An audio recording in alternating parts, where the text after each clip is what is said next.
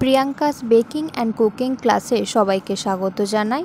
তো দেখো এখানে আমি ইয়েলো ফন্ডেন্ট নিয়েছি এবং রাউন্ড শেপে বেলে নিয়েছি। এবার একটা নাইফের পিছন দিক করে আমি হালকা করে এরকম মার্ক করে নিলাম।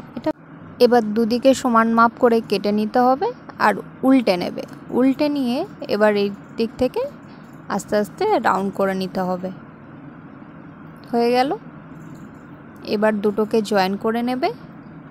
এবার ঠিক এমনভাবে জয়েন করবে যেন পিছন দিকে একটা লেজ তৈরি হয়। টেনে একটুখানি বার করে নেবে ফন্ডেন্টটা। এবার একটা লেজের শেপ দিয়ে দেবে। দেখো এবার সামনেটা একটুখানি ঠোঁট, পাখির ঠোঁটটা হয়ে গেল।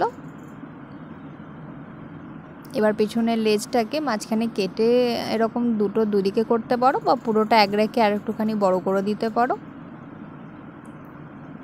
এবার চোখটা আমি স্কিপ করে ফেলেছি, কিছুই না, চোখটা একটুখানি কালো ফন্ডেন্ট নিয়ে দুটো গোল গোল করে লাগিয়ে দিয়েছি। এবার দেখো ডানাগুলো এরকম কাঁচি দিয়ে কেটে দিতে পারো, তাতে দেখতে একটু বেশি ভালো লাগবে, নাও কাটতে পারো।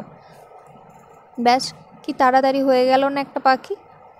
এবার মাথায় একটুখানি ঝটিকা করার জন্য এরকম টুথপিকে করে হোল করে নিয়ে মাথায় একটু রেড ফন্ডেন্ট লাগিয়ে দিলাম।